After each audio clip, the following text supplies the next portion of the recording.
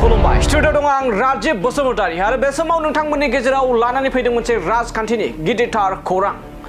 नंगौ, मोनसे समाव जाय राजखान्थिनि दैदेनगिरिखौ नर्थ इस्टनिनो टाइगार होननानै जों मोनथियोमोन, जाय बिश्वजित दैमारी बिथांखौ बर' हारिनि मेलेमजिबि आरो बर' हारिनि रायजो राजाफोरा गोख्रों दैदेनगिरि होननानै गनायो आरो दिनैसिमबो गनायो। नाथाय सोंथिया बेयावनो जोबनानै थायाखै एबा बाथ्राया बेयावनो जोबनानै थायाखै। थारैनो बिश्वजित दैमारीखौ नेवसिगारनो नाजादों नामा डक्टर हिमन्त बिश्व शर्मा बिथांनि दैदेननाय बिजेपि राजखान्थि दोलोनिफ्राय एबा रायजोनि गिबि मन्त्रि डक्टर हिमन्त बिश्व शर्मा बिथाङा, जेराव मन्त्रि बिबान होनो बानानैसो खालामदों नामा बिश्वजित दैमारीनि मुंखौ गोसोम दागो।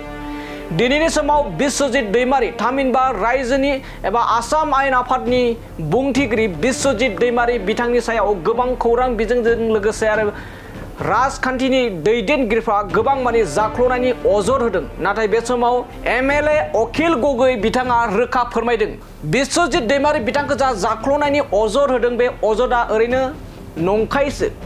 बिश्वजित दैमारी बिथांनो मन्त्रि बिबान होनो बानानैसो बे बाहानाखौ खालामदों होनना बुंदों। थारैनो जोंनि ट्राइबेल माहारिनि सासे गोख्रों दैदेनगिरिखौ नेवसिगारनो नाजादोंमोन नामा?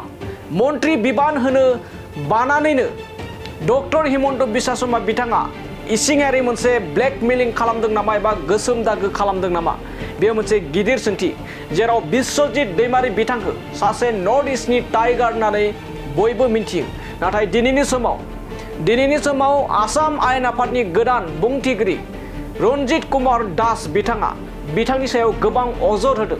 बिथाङा गोबां आयेननि बेरेखायै साख्रि थिसननाय, आयेननि बेरेखायै गोबां जाख्ल'नाय, गोबां कौटि कौटि रांनि जाख्ल'नायनि गोबां अजद होदों। नाथाय बेखौ नेवसिगारनानै बाथ्रा बुंदों बेरेखा दोलोनि गोख्रों दैदेनगिरि अखिल गगৈ बिथाङा।